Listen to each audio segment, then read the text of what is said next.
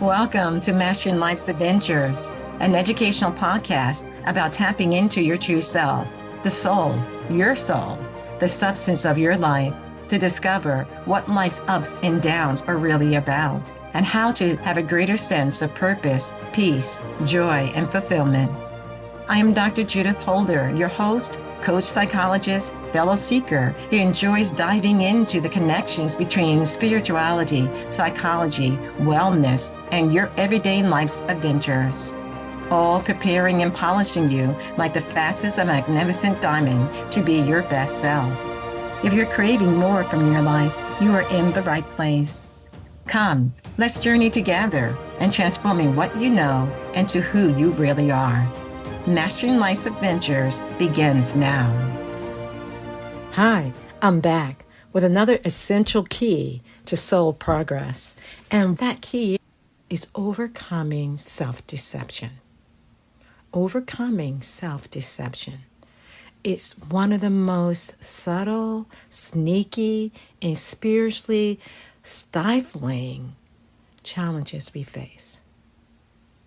It disguises itself as wisdom, as pride, as being comfortable, as even spiritual in some particular ways. But in truth, this concept of self-deception holds us back from the soul's growth we came here to experience. We can't evolve if we're lying to ourselves, even unconsciously, subconsciously, and consciously. So today, I want to unpack a powerful framework that I thought of that can help you break free from self-deception, which I call self. As I said earlier, self-deception, I'm using the words SELF as an acronym. And we're going to talk about stories, the ego, which you've heard me talk about before as a persona, ego persona, lies, and fear.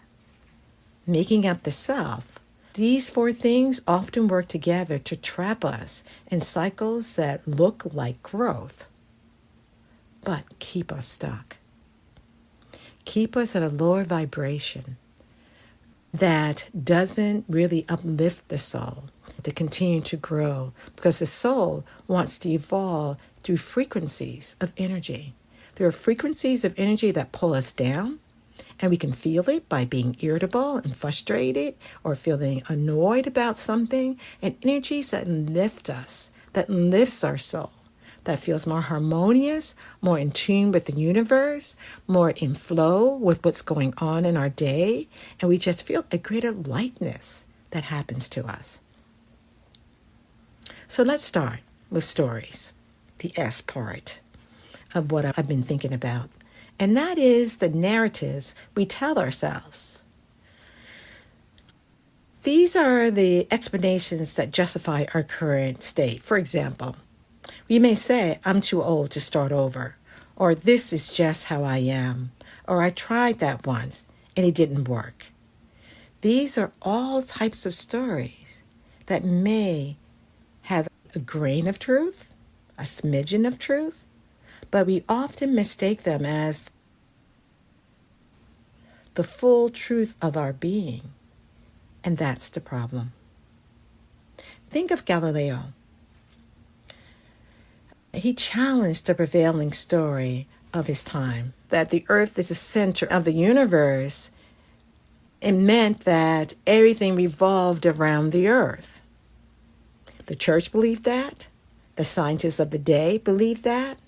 Even the culture at the time told that story. But Galileo sought truth over comfort.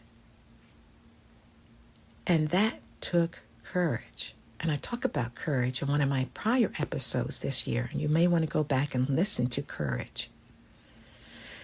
If he had bought in with the story, the socialization that took place at that time in terms of the culture, in terms of family, and in terms of society, then the truth of our solar system might have been suppressed.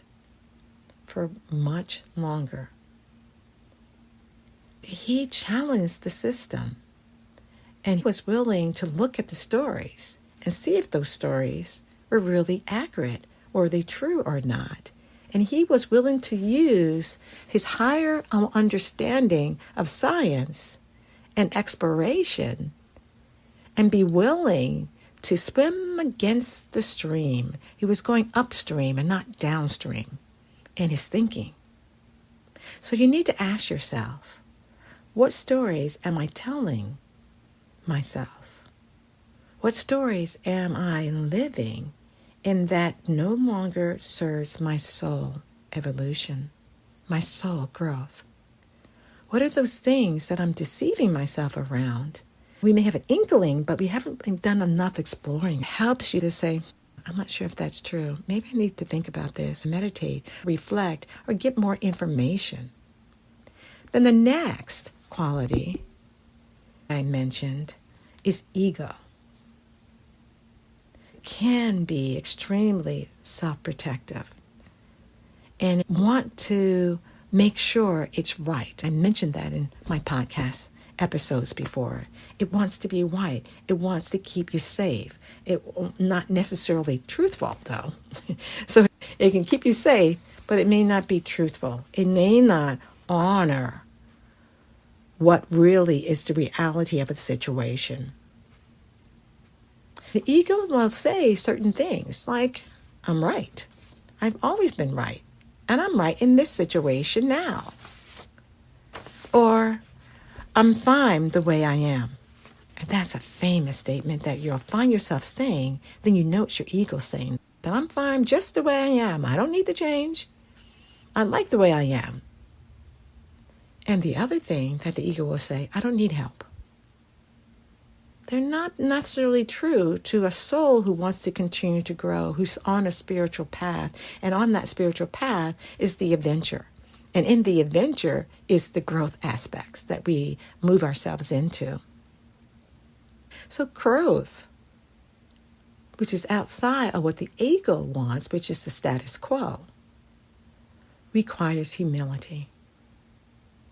And the soul can't evolve in arrogance.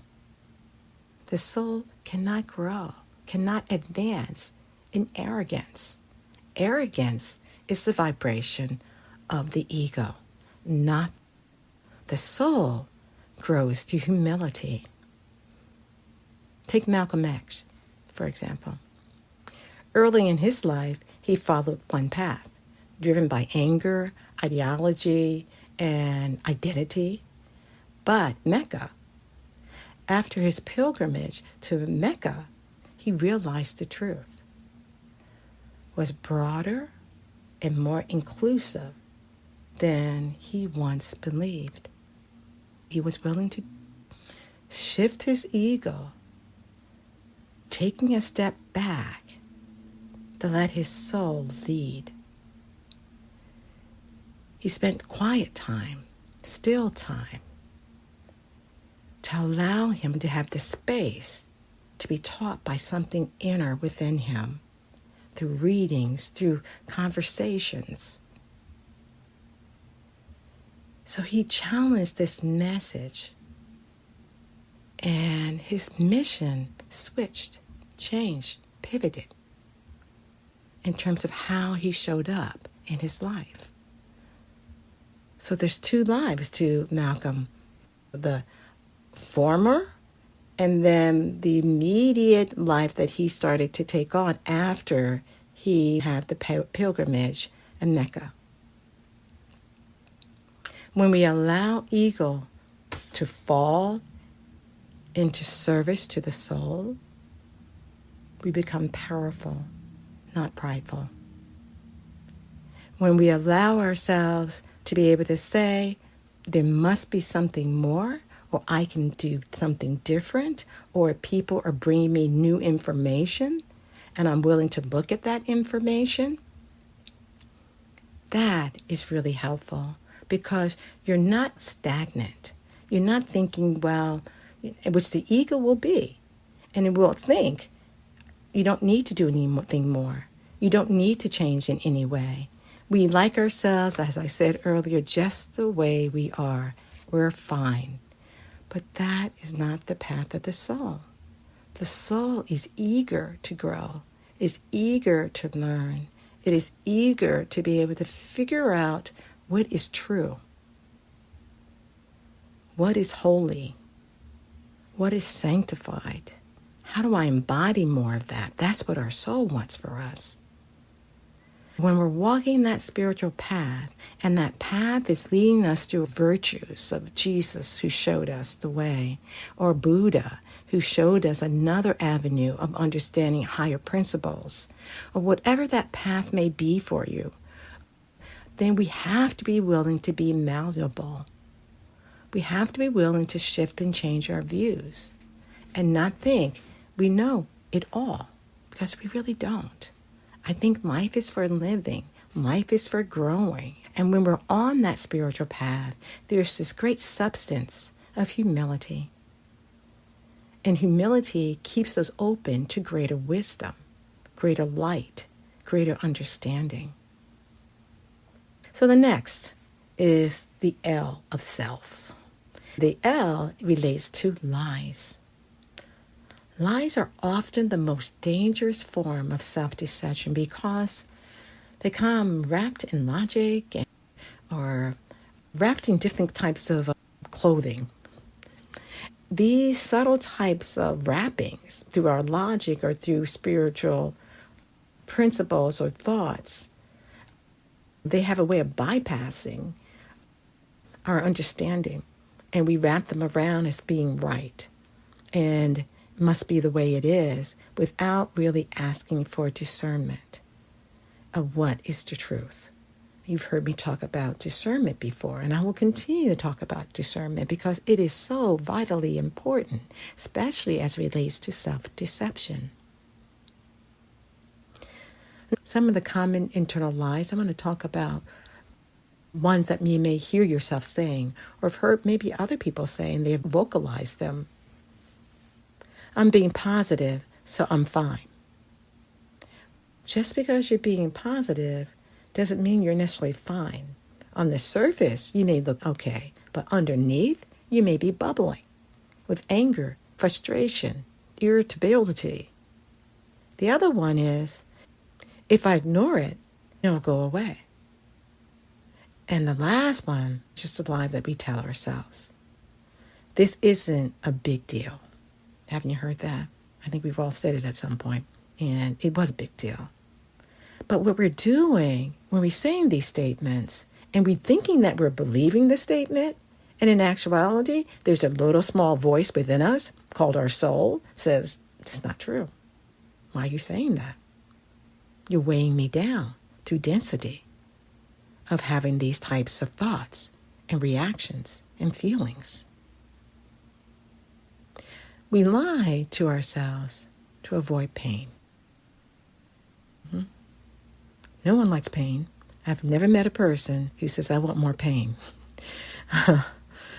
But the cost is our authenticity, our genuineness, the realness of who we really are, and expressing those things and getting attuned and in alignment with those aspects of truly who we are that is buried beneath the lies that we tell ourselves. We have to be willing to take off that coat and say, this is an old coat. I don't need it this way. I can explore other ways of looking at things and understanding what's going on here. So those lies are not perpetuating self-deception. For example, Harriet Tubman. He could have accepted the lie that freedom was impossible, and it was too dangerous to try. She saw through the deception. She was willing, with a keen eye and an urge of her soul, to say, there's got to be more. There has got to be a better way. Our souls are looking to have freedom. Freedom from the deceptions that we tell ourselves. Freedom from the conditioning given to us by family members, society, media, and social media, these things that are being told to us that we need to challenge. And what Harriet Tubman did, she challenged the status quo.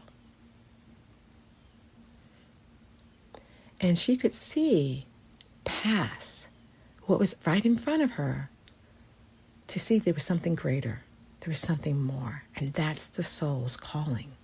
The soul wants to know and pushes you on and nudges you on to know there's something greater, something more that is important to be aware of.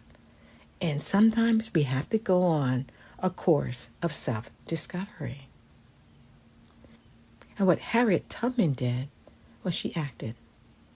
She took the best steps. She knew how to move forward.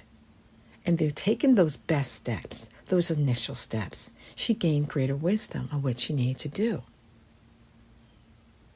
Her courage shattered the internal and external illusions for hundreds of souls. She was a way shower. That's what our soul wants each one of us to be, is a way shower, showing the way to a greater truth, greater understanding, a greater way of being, a greater way of service, a greater way of giving of ourselves, the trueness of ourselves, the realness of ourselves, the essential aspects of who we are. That's what the soul wants to shine through, like a diamond, a beautiful diamond shining in her splendor. And that's what we're doing when we're on a soul path. We're learning how to buff up the diamond of ourself that has been caked over by self-deception. A lot of other things too, but right now I'm talking about self-deception. And the soul is there to help us and free us, along with uniting to the principles of Jesus Christ. He showed us some key principles of how to break free some of the illusions or delusions that we may say to ourselves and that we may say to others. So the next one of this self that we're talking about is fear. Fear is rooted in self-deception. We may say certain statements to ourselves like, what if I fail? Raise your hand if you've had that statement come through your mind. Or what if I lose people? I lose my connections with other individuals, my friendships, because I'm going to be different in some way. Raise your hand if that has happened to you. What if I discover I'm not who I thought I was? And raise your hand again if you notice that happening to you. These are all bearing the fruit of fear. And it's not a good tasting fruit. Fear of change often keeps us from soul progress. But growth requires the death of that fear. Not physical death, but the death of the false self, the synthetic self, the not self. We have to be willing to slay that energy, slay that fear, because now fear becomes a warning sign to us that we're not operating from the trueness of who we really are. And that's what Harriet Tubman did. She went through her fear, conquered her fear, and in spite of her fear, she did what was right, that was helpful, that was in the service of giving to others and freeing them. Fear isn't something to run from. It's something to walk through with spiritual support, with affirmations, with readings, with Bible passages that you say to yourself, with mantras that you're willing to give to yourself that anchors you in something greater than yourself. When fear speaks loudest, your next breakthrough is near. When you have that fear to come up, breathe, center yourself, say the Lord's Prayer, a mantra, or a decree that anchors you in something greater, and say, no, I no longer will entertain this fear. Learn how to overcome, transmute, and move past this energy. Because it does all this self that I just finished talking about, the stories that we tell ourselves, the ego that gets in the way of who we really are, and the fear that keeps us frozen and not moving forward. It does have an impact on the soul. It creates spiritual bypassing, looking like growth but avoiding transformation. The soul wants to transcend itself daily, as Paul said. I die daily. I transcend myself daily.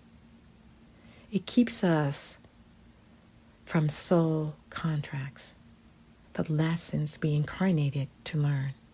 There's certain lessons, certain agreements or contracts that we have, and there's a certain way we need to learn them, or they will keep on coming up as themes in our lives. And I've mentioned that before. They come up as themes because we didn't quite get it. We got a B- there, and God wants you to get an A+. Also, another way it hinders the soul progress, this deception that happens, it traps us in a surface level healing instead of the deep soul healing, the deep soul work that is needed to have healing to occur. One of the things that the soul really yearns for is alignment. Alignment with truth, love, higher purpose. It is so wanting to be cared for, loved, and honored. When we're able to do that, the soul starts to grow. It starts to know that the Christic light that exists in the spirit spark of the soul can unite with something higher as we walk our spiritual path. But when self-deception rears its head, it blocks the alignment and creates what I call spiritual static, or spiritual fog that we can find ourselves in. We sometimes think by only praying or only meditating or doing, quote unquote, the work that we need to do. But if self-deception is present, the signal to our higher self is distorted. We don't give a clear signal. So we sometimes get into the sense of God's not really there, because we're not realizing through self, which I just gave you the acronym of, it's creating the static. God can't align with us until we clear that static, that fog. So we are clearing that distortion. I think that the most dangerous part of self-deception, we don't. And in fact, we often don't know we're deceiving ourselves. And it really does require an eagle eye and a willingness to have some fun with it too. You have to say to yourself, is that really true? Is there another way of looking at this? Is there another way of doing this? I know I'm reacting here with a strong emotion, which should be a warning sign when it's so strong and a negative emotion, that I need to take a step back, create a pause, so that I can see things from a different perspective and ask for God's enlightenment to flow in you. Here are a couple of strategies that you can use. Stillness and meditation. Create silence. Ask, where am I not being honest with myself? And let the answer rise without judgment. Judgment is part of the ego, so the ego swoops in as a part of that deception. But you're not going to be judging of yourself. You're going to be observant of yourself. sometimes we need to journal and write down the stories I'm telling myself is what. And as you're journaling that, what are the stories I'm telling myself about this person or this situation or this circumstance that I find myself in at work or in my relationship with my significant other or my partner? Or what is it that I'm telling myself about my children? That may not be true, but that's why you're taking the time to journal, to get those thoughts out and to go deeper in looking at the truth. Because then you want to ask yourself, what might be the deeper truth here? Or the other way you can say it is, the deeper truth might be this. So write first, the story I'm telling myself is this.